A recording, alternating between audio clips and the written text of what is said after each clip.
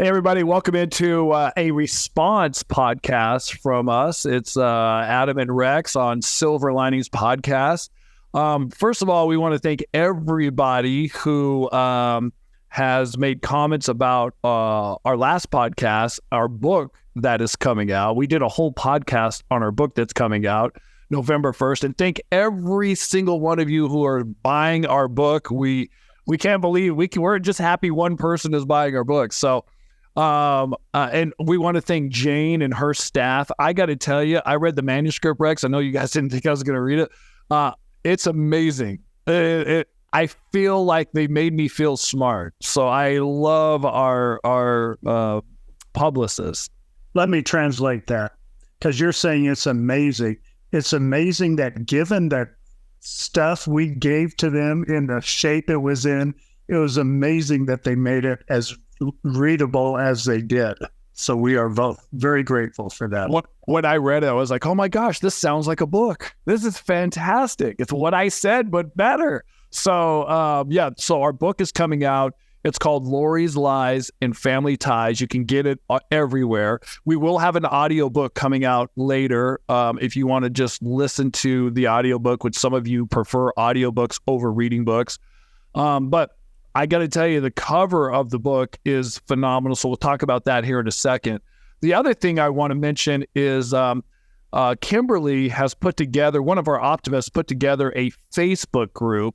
And we mentioned it in the last podcast, and we got a lot of people that were like, oh, I want to be part of this because it's part of our group. And so it's growing and growing and growing. So if you want to be part of our Facebook community, actually Rex even joined in. So that was great. I was glad to see Rex got in. You can be part of our Facebook group on Facebook. And, you introduce yourself, you can send a picture, you can just say, hey, I love and you can make comments. And, Rex and I have pictures with some of the optimists that came to some of our live events. And, it's just one of those things where it's our community that listens to our podcast, but you guys get to interact more in this Facebook community. So that's available for you. The name of it is Tylee and JJ's Silver Lining Community Facebook. You don't know, do you? I'll say that my wife, Lisa, Miss I Want to Stay Out of the Limelight, also joined it and is participating and enjoying it. Yeah, I think it's a cool group, and you can say things. And what's great about our optimists is they're becoming friends. It's Tylee and JJ's Silver Linings Podcast Community. That's the name of our Facebook group. Right now, we have 144 members. Before, we just had 2, me and Kimberly. We started off with 2. We're at 144.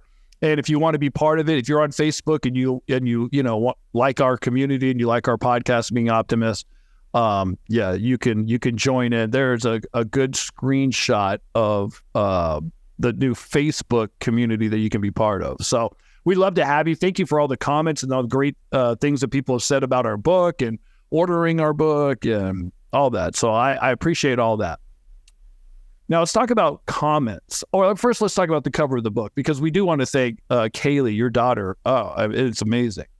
We did talk about it in the podcast. What I wanted to say about it is there's so many great comments. I called Kaylee today just a little while ago and told her, hey, read the comments. There are wonderful comments on there. She is so appreciative. An artist likes to be recognized for their art. Kaylee's no different. She is artistic off the chart. She doesn't do anything professionally. She does it for herself, family members. She did this, I mentioned, for Colby. And because it was so individual for him and so poignant is the word that comes to mind. I don't know what it means, but I think it means full of emotion.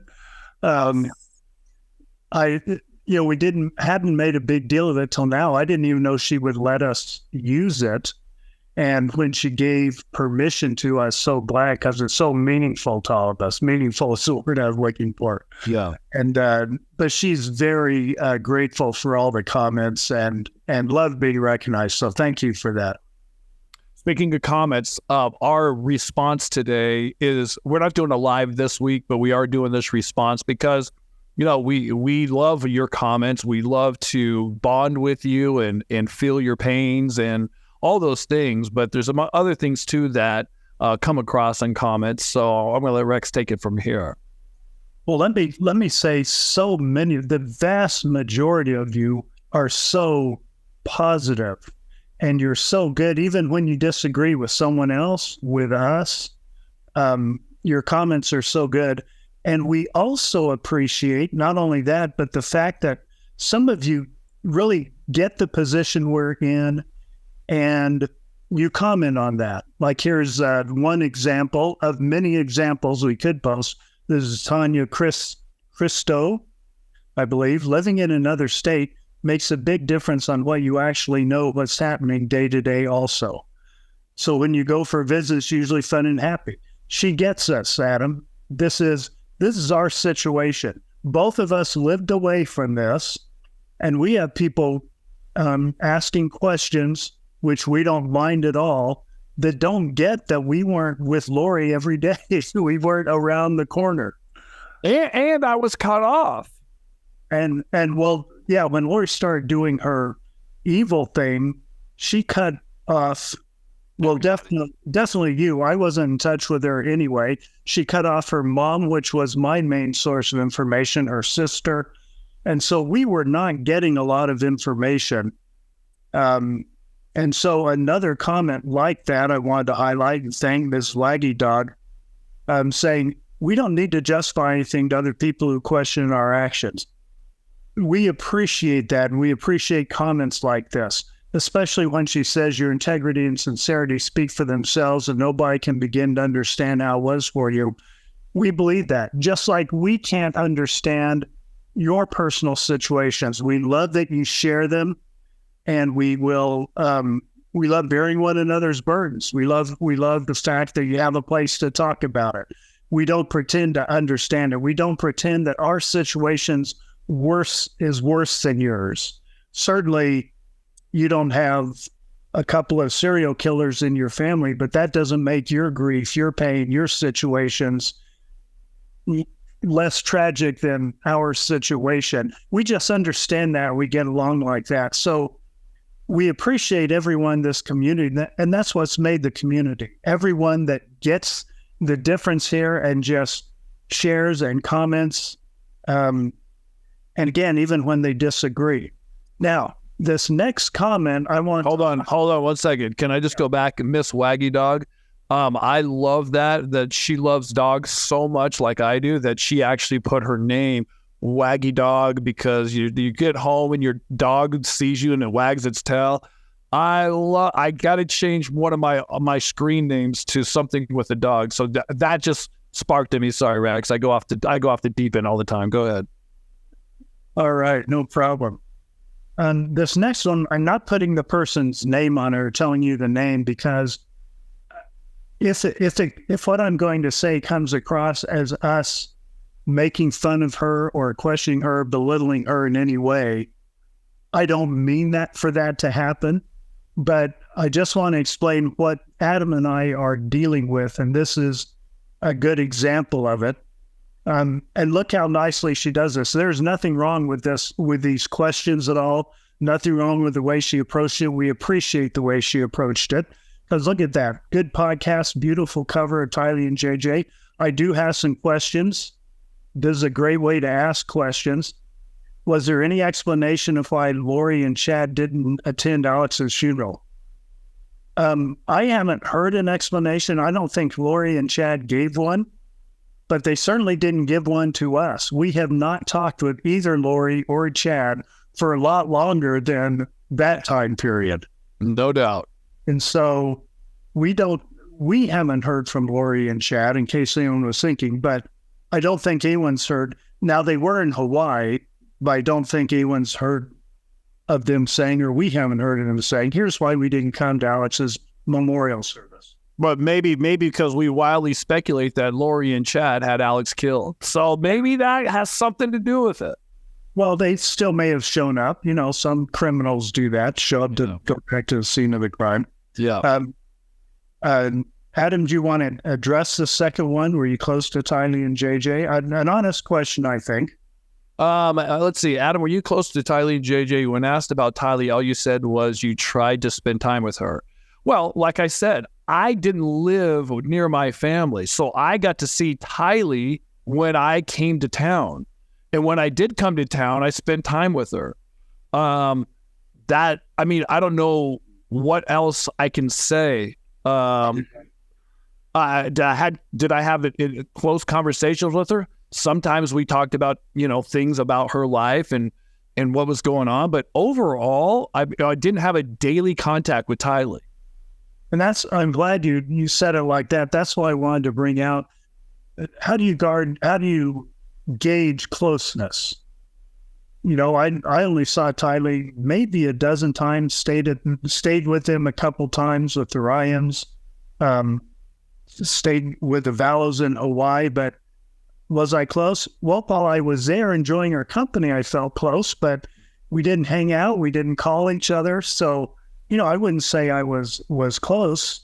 Still love him. Same with JJ. JJ, if you didn't get to spend a lot of time with him, you were not in his world. So when we visited him when he was 4 years old in Hawaii, we were just someone that made him move out of his room so we could sleep there.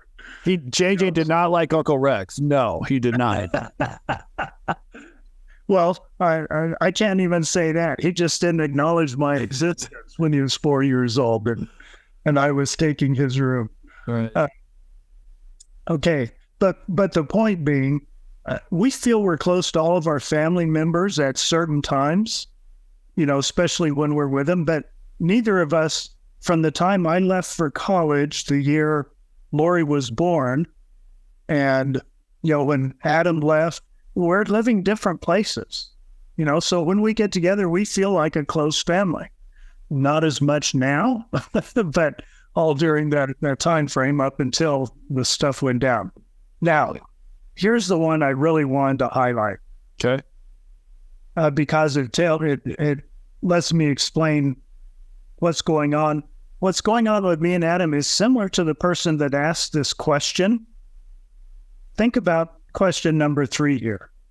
After you found out about Brandon's attempted shooting, why didn't you reach out to find out if the kids were okay? Do you realize the timing here? Okay. The kids were already dead at this time, I believe.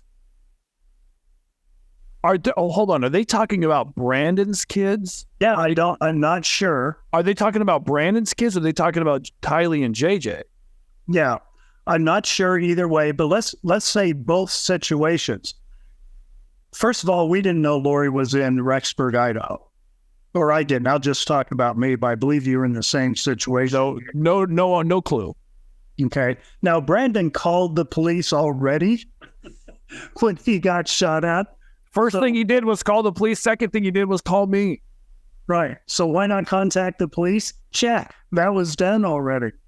Okay. But why would we think to try to find out if either kids were okay, either Brandon's or Lori's?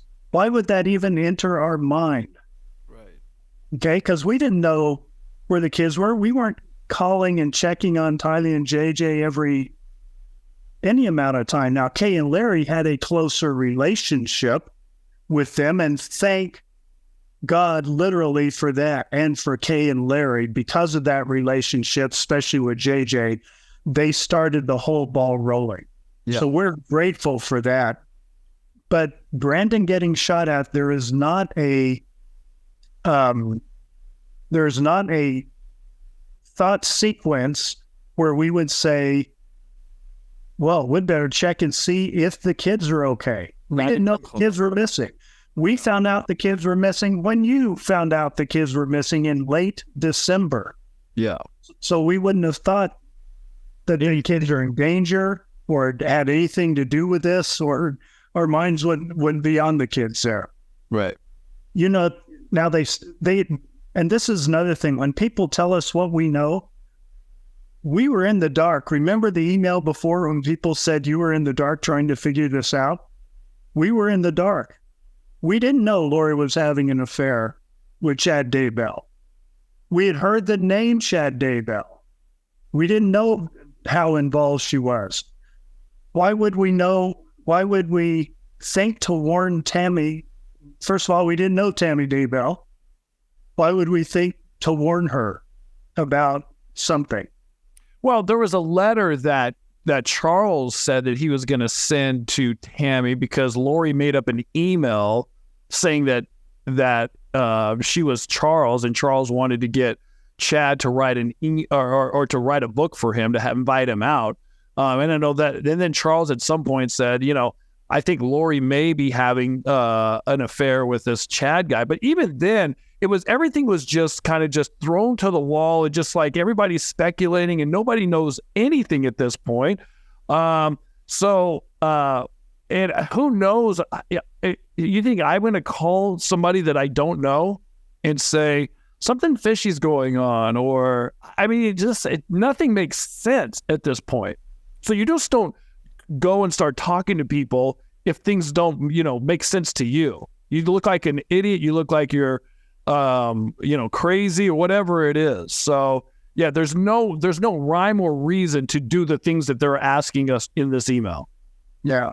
And again, the person that asked these questions didn't do anything wrong in asking us. We're just trying to highlight that we were in the dark. We were getting bits and pieces of information.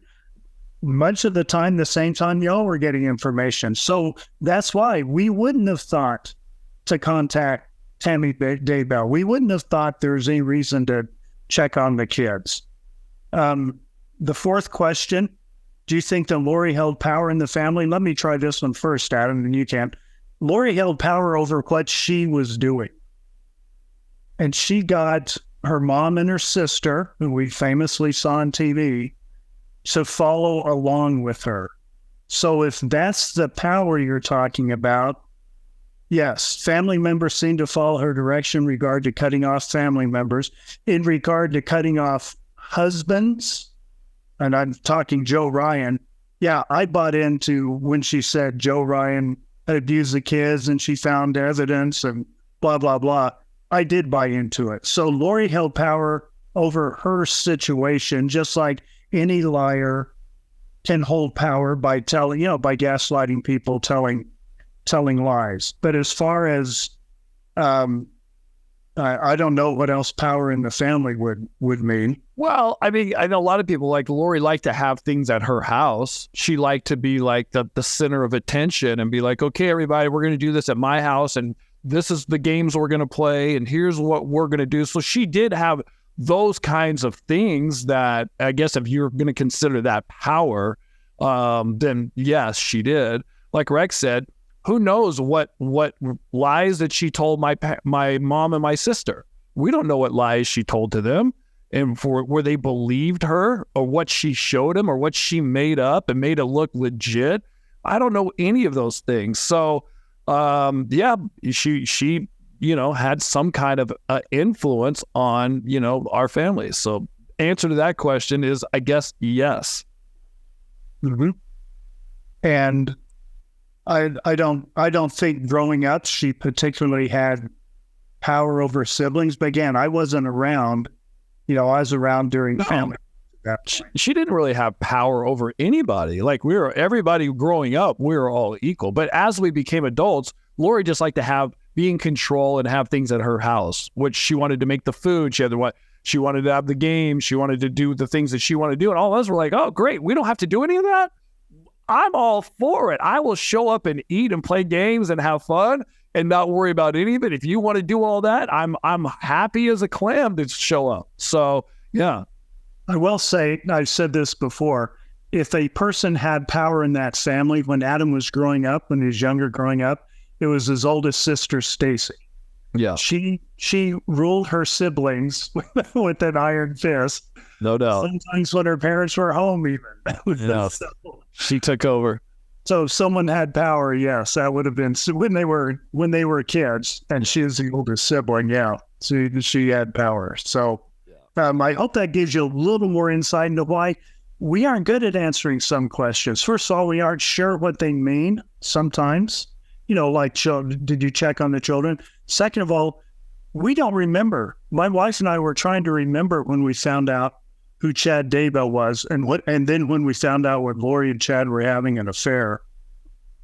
It was not during the thick of it. It was well after. I'm sure a lot of you who follow this true crime probably found that out before we did, because as this got heavier and heavier, we wanted to get less and less information. And so it's difficult even now, 4 years later, to go back and say what we knew when. Yeah. Okay. And again, I feel like, after Charles was killed, I went into shock. And I think I was in shock for a long time when my family cut me off, and then it transpired. So I think when you're in the state of shock, I know the feelings that I have, and I know the things that I went, how I felt and stuff, and the things that I thought of, but I don't know timelines. I don't know when things happen. It's like, it's all really a blur to me. So we hope you feel like the person whose email we read, that we have some integrity and try to be honest, but we aren't great with some questions because we just don't remember trying to piece it together. We get it wrong sometimes. When we get wrong, we fess up. We certainly don't have anything to hide from our actions. And that takes me back to one of the original things I wanted to say when I started talking about Kaylee, because most of you are so kind. Not everyone is. And it bothers some of you when people attack us. Thank you. We appreciate that. I have been very hesitant to ban people, but I think the fourth person I banned yesterday. People that are mean-spirited, that just attack one of us, me, Adam's mother, my sister, that just attack after we try to explain. And I finally figured out with this person that I banned, because I invited this person, I said, I don't really want to engage in that, but if you'll email, if you really want to discuss this, if you'll email at our new email, rexandadam@gmail, I'll discuss it with you.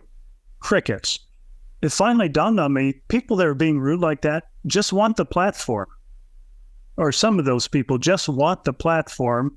And I don't think very many of us want to give them that platform. We're kind of tired of hearing mean-spirited stuff. Again, disagreement's okay, but when they disagree and they think they're in a court of law, and then they say, well, I wasn't being disagreeable. I wasn't being rude. I'm just asking questions. We see through that. We don't need to put up with that. And so we just love all of you that are so nice, which is the overwhelming majority. One more positive question, if you don't mind, Adam. Sure. Someone emailed us a random question. I'll just read the part of it, because they're asking about the new doomsday problem that came out that has a connection in Idaho, Arizona, Mormon church, last days, doomsday stuff. And of course, it sounds like, in fact, we love the fact that someone commented somewhere, my wife read it, about these doomsday people. And someone said, what in the Lori Daybell is going on here? Because there are so many Mormons in the news with all this stuff. And the situation's not funny, but Lisa's reaction to it was funny. But they asked what advice we would give the family members. Very kind question to us, and I think a heartfelt question.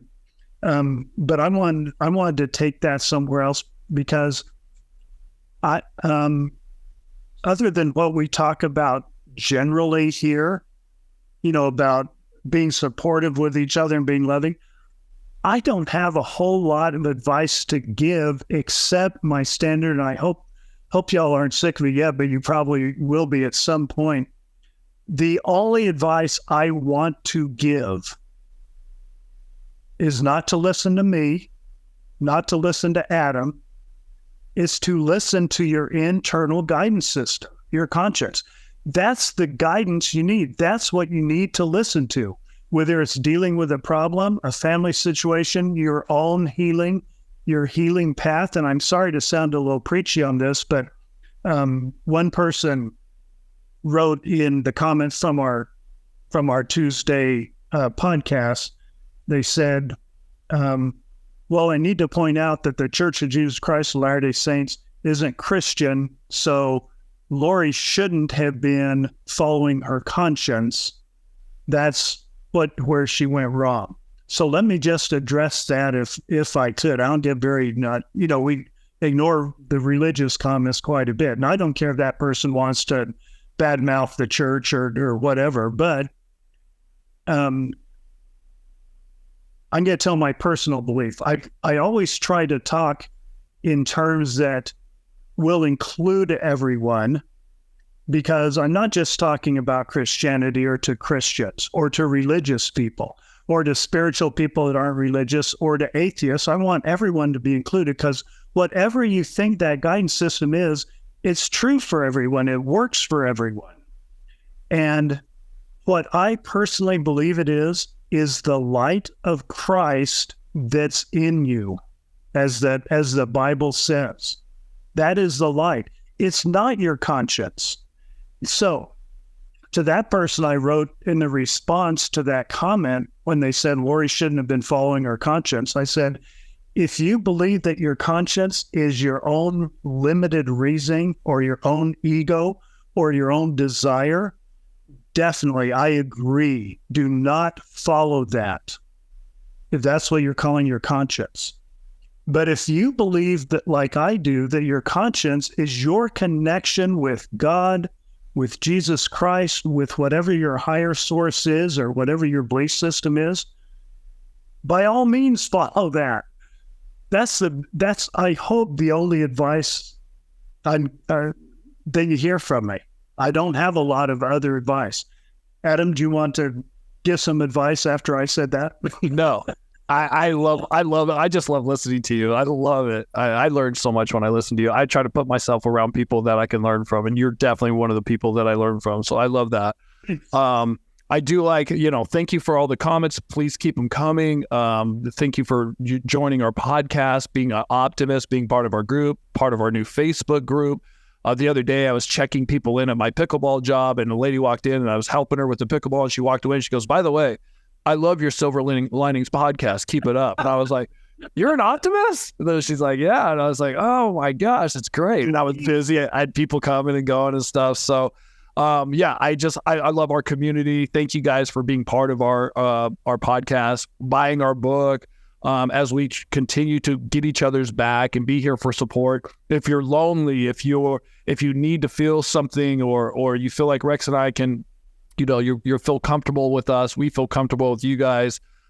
We just want to continue to grow our community. You can have people like and share our page if you want. If you feel like there's a friend that that may benefit from what we talk about on here, we would love that. So yeah.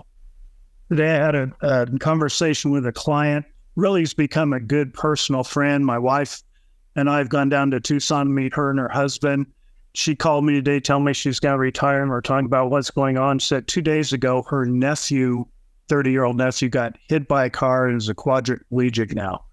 And so she's retiring, and figures that will probably play into her retirement plans. But she was telling me her story. I thought, that's what our community is. It's all these people. And I told her about the community, and she's going to pass it on to her niece, to her nephew's wife. And I hope they come, because this is a place for them. This is a place where they get support, understanding. They can talk about their situation, even if we haven't had the situation. It's a welcoming place. So thank you all for that. All right, so that will be it for today. We do appreciate you guys, and next week we'll end up doing a live at some point. So I know that a lot of people like us to do live, so we'll do that. Until then, and we love doing lives, yes. So until then, have a great rest of your time until we see you again. All right, take care.